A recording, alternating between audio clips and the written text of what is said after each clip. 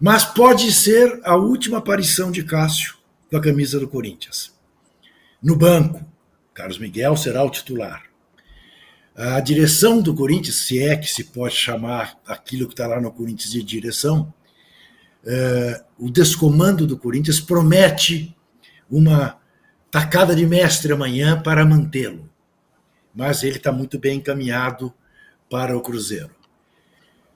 Se o Cássio for embora, ídolo do Corinthians do tamanho que ele é, será mais uma derrota fragorosa dessa diretoria incompetente que o Corinthians tem. Cabe discutir se o Cássio está em boa fase, está em má fase, se é justo que ele esteja no banco ou não. O que não cabe discutir é que o Cássio não pode ir embora do Corinthians pela porta dos fundos. E o Corinthians é muito corriqueiro em fazer isso. Rivellino foi embora assim, Carlitos Tevez foi embora assim. Há uma lista interminável de ídolos corintianos que foram embora de maneira não com a devida homenagem. Te pergunto, Zé Trajano, você no lugar do Cássio, pegava suas coisas e rumava para Belo Horizonte, ia para o Cruzeiro, ou ainda tentava um final de carreira como merece no Corinthians? Bom, ao que tudo indica, ele já está querendo mesmo, já decidiu ir para o Cruzeiro, sair do Corinthians. Não suporta mais a vida que ele está levando. A situação do Cássio não é nada agradável para ele. Você vê, se ele fizer o último jogo dele hoje, ele não vai fazer o último jogo, ele vai ficar o último jogo vendo o jogo do banco, né? Que é uma coisa, de certa forma, melancólica para um sujeito que é grande ídolo, responsável por os grandes títulos, grandes vitórias e tal. Eu, se fosse ele, fazia a minha mala e tchau. Está sendo alvo de muitos ataques aqui e ali, enfrenta uma diretoria desgovernada, como você falou, ia acabar a carreira dele longe, fora do Corinthians, e será sempre lembrado, sempre homenageado. O Rubens falou que tem mais um jogo, né? No próximo jogo do Corinthians, Racing. É o Racing. É o Racing não nacional. Que é o líder do grupo, né? Que é o líder do grupo. Eu, se fosse ele, fazia as minhas trouxas e ir embora, não dando uma banana, não sendo um gesto de raiva, o meu tempo já passou, obrigado, já tenho uma proposta nova, meu tempo já deu aqui, muito obrigado por tudo. Tchau, boa noite ao João. E você, Marrinha? Olha, Juca, é curioso que ele esteja possivelmente indo para o Cruzeiro, né? Porque o Cruzeiro passou a mesma situação, saiu o goleiro ídolo dele, no caso ele foi por falta de dinheiro, aquela coisa do Ronaldo quando ele assumiu a SAF e tal, e de repente vai pegar o Cássio, né? Até tentou o Fábio antes, o Fábio falou na entrevista ontem pós-jogo São Paulo e Fluminense. Eu acho assim, que o Cássio perdeu a paciência com o ambiente que foi construído em volta dele do Corinthians. E eu nem acho que é uma questão da torcida. Se olhar a maior parte da torcida, ela ainda gosta muito do Cássio. Eu vejo a torcida do Corinthians expulsando o Cássio. Não é o cenário que eu estou vendo aqui de longe, posso estar equivocado, mas não é o que está me parecendo. Eu acho que ele perdeu a paciência por ser sempre o estouro da boiada da crise do Corinthians, ser sempre em cima dele. Ele tem que ficar responsável por responder pelas crises. E que aí isso cria uma situação. Talvez, e óbvio, eu acho que ele quer jogar mais, porque eventualmente ele vai ser reserva agora do Carlos Miguel, o que é uma aspiração legítima. Se tem alguém que entende que ele pode ser jogador, pode ser o goleiro titular, e quer levá-lo e pagar e ficar durante 3 anos, e ele prefere continuar jogando, acho que é legítimo. Não acho que ele esteja fazendo nada de errado, digamos assim, sair do Corinthians eventualmente por ter esse desejo de jogar e por talvez ter perdido a paciência com as situações que ele teve que enfrentar, não com a torcida, mas com as crises constantes ali que a gente viu. É o que está aparecendo da situação. Pelas informações que eu li, o Corinthians vai igualar o tempo de contrato que o Cruzeiro vai dar para ele, né, que é de 3 anos. Agora, eu acho que pode não ser suficiente, porque o Corinthians não tem como mudar essas outras duas coisas. Ele vai continuar a ser o lugar onde vai estourar todas as crises do Corinthians, onde vão estourar todas as crises do Corinthians, e ele vai continuar a ser reserva do Carlos Miguel, porque é o que faz sentido para o Corinthians hoje em dia, tecnicamente. Então, eu acho que a saída dele acaba fazendo sentido, e a diretoria do Corinthians, óbvio, está comprando comprando uma nova crise, digamos assim, com isso aí. Mas nesse caso específico, talvez ela nem tenha culpa, porque a entrada do Carlos Miguel é uma questão técnica. É um jogador que está jogando bem, está jogando melhor do que o Cássio. Muito bem. Eu tenho certeza de que em ele indo embora para o Cruzeiro, primeira vez que ele pisar em Itaquera com a camisa do Cruzeiro, ele será homenageado pela fiel torcida, como um dia o Sócrates foi, como um dia o Casagrande foi, que foram momentos assim lindos, né? Doutor, eu não me engano, seu coração é corintiano, volta Casão, seu lugar é no timão. Isso, o Casão jogando com a camisa do Flamengo, né? Não era pouca coisa. Enfim, mas ao que tudo indica, de fato, o Cássio estará indo embora porque cansou de ser bode expiatório, que é o que essa diretoria, que foi incapaz de blindá-lo, acabou submetendo. Talvez a diretoria tenha culpa nisso, né, Juca? De criar as crises e não ter um anteparo aí. Aí eu falei que não tinha culpa, mas eu acho que nesse caso, falando só que no processo final da saída ali, dele não ser titular, não, mas nisso que você está falando, faz sentido que ela tenha uma responsabilidade. Isso. E deixo aqui, então, eu reforçar a correção, porque eu falei uma baita bobagem. O último jogo do Corinthians na Sul-Americana não é contra o Nacional do Paraguai, é contra o Racing do Uruguai, não é contra o Lanterna do grupo, é contra o líder do grupo. Né? Mas aqui. E aí, se o Corinthians ganhar os 2 jogos, o Corinthians acaba na liderança do grupo. Lá em Montevidéu, empatou 1-1 com o Racing, que depois foi à Argentina e ganhou do Argentino Júnior para a surpresa geral. Esse time do Argentino Júnior também não foi capaz de ganhar a Copa da Liga Argentina. Perdeu para o Vélez Sarsfield nos pênaltis a decisão. Contra o Corinthians na Argentina, jogou com o time reserva. E assim mesmo ganhou de 1-0. Foi uma vergonha. Muito bem. José Trajano. Na semana passada, aqui, perguntamos se o Brasileirão deveria parar ou não. A nossa enquete resultou em que não devia parar. Tanto o Rodrigo quanto eu votamos que não deveria parar, que deveria haver, sim, rendas revertidas para o Sul e tudo mais. Mas você não.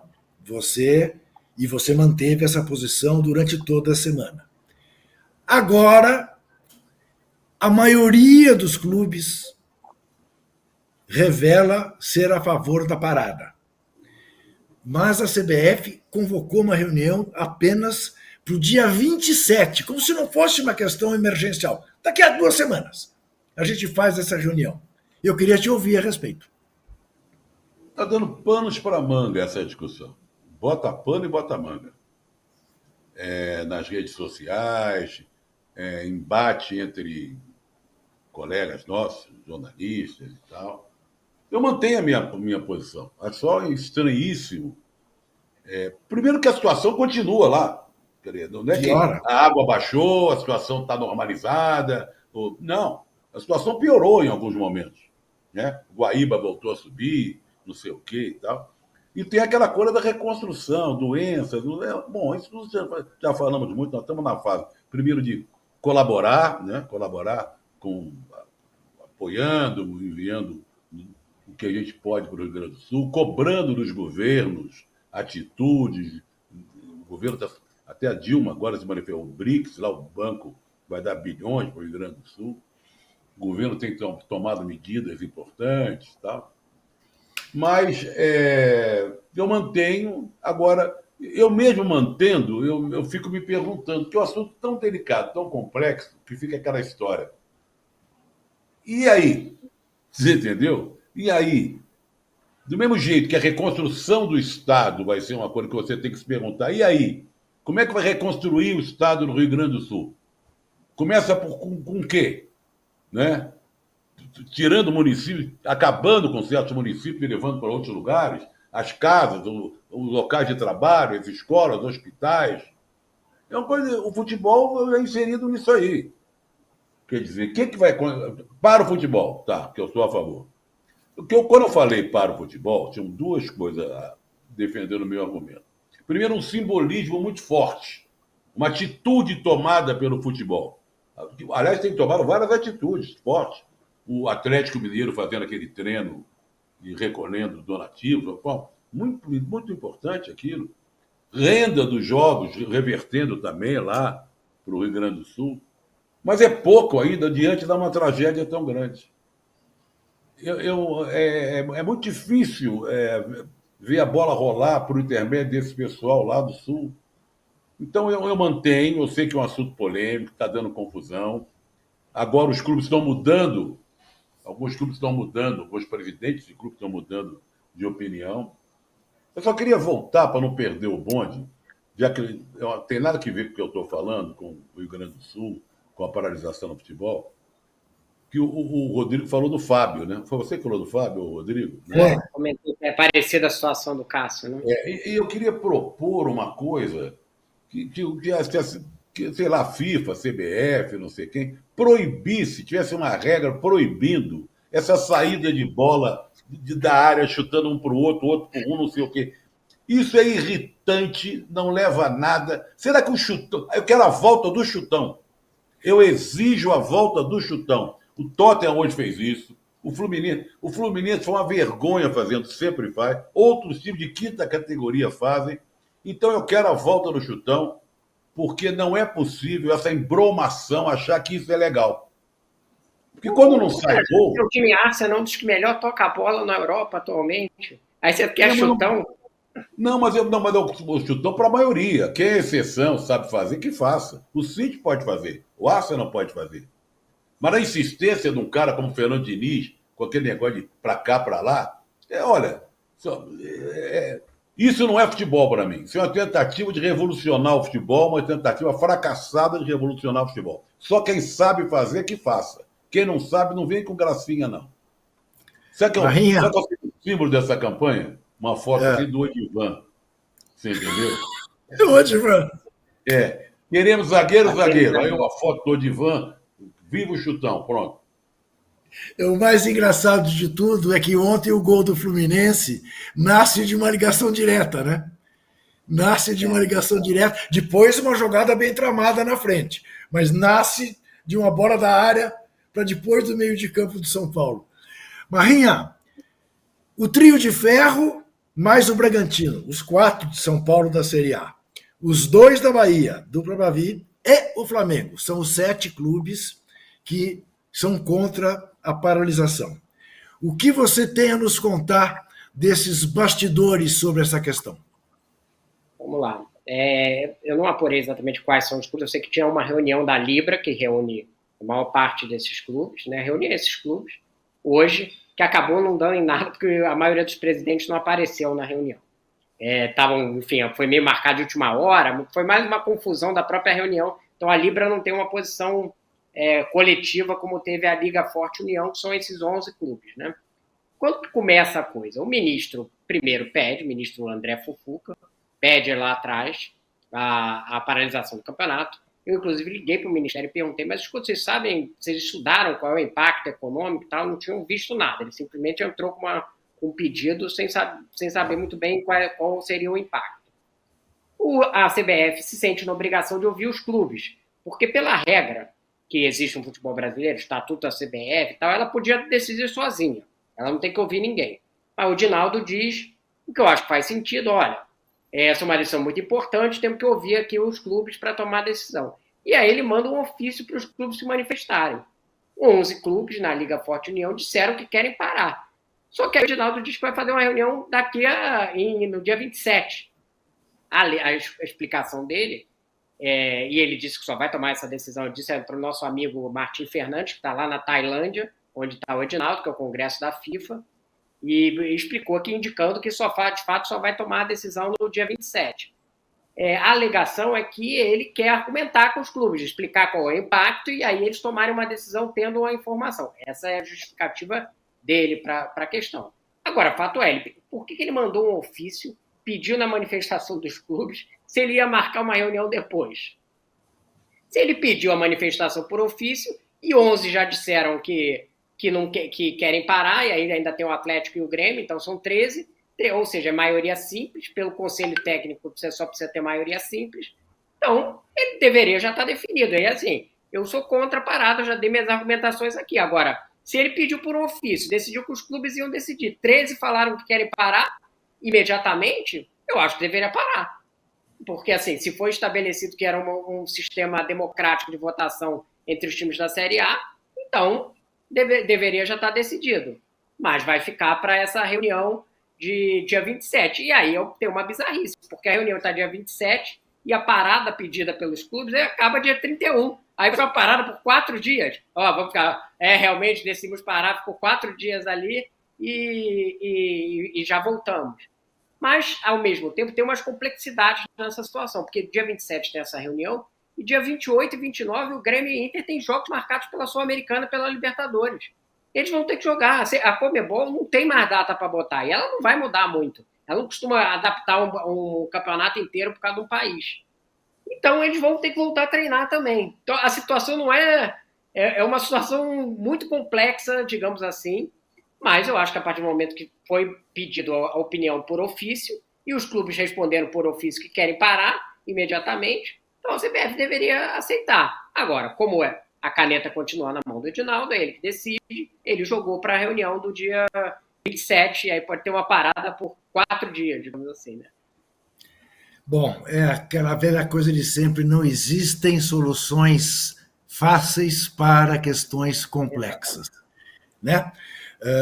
O fato é o seguinte, estamos aí diante dessa questão, há toda uma polêmica em torno daqueles que acham que não, que a continuação do futebol servirá melhor para ajudar as vítimas do que a paralisação, mas o fato é que o que nós estamos vendo é que a entidade dirigente, ela pisa em ovos e ela não lidera coisa nenhuma. Essa aqui é a verdade. Tem aqui um recado muito importante do Paulo Fernandes Júnior.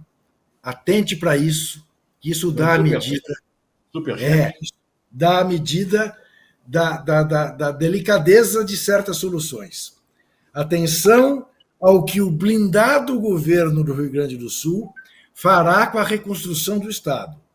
A famigerada Álvares de Marçal já está no páreo. E há o risco de uma onda de gentrificação, como se fez em Nova Orleans pós o Katrina. E é isso mesmo. Este escritório entra neste tipo de situação para privatizar tudo e para expulsar os pobres definitivamente dos seus lugares. Então, na reconstrução do Rio Grande do Sul, é fundamental estar de olho nisso. Se isto não servirá para um processo de gentrificação no sul do Brasil. O Juca, queria só acrescentar uma informação na história do futebol. Segunda-feira, sábado, eu publiquei uma matéria mostrando que tem um estudo que diz que os estádios e os jogos empregam 86 mil pessoas em operações de jogos, que eles são empregados intermitentes, temporários. Se você para o futebol, essas pessoas ficam sem renda. E são pessoas quase todas de classe baixa. Né? Isso, obviamente, contando o campeonato inteiro, é um estudo feito pela UI junto com a CBF de 2018, de impacto do futebol na economia e tal,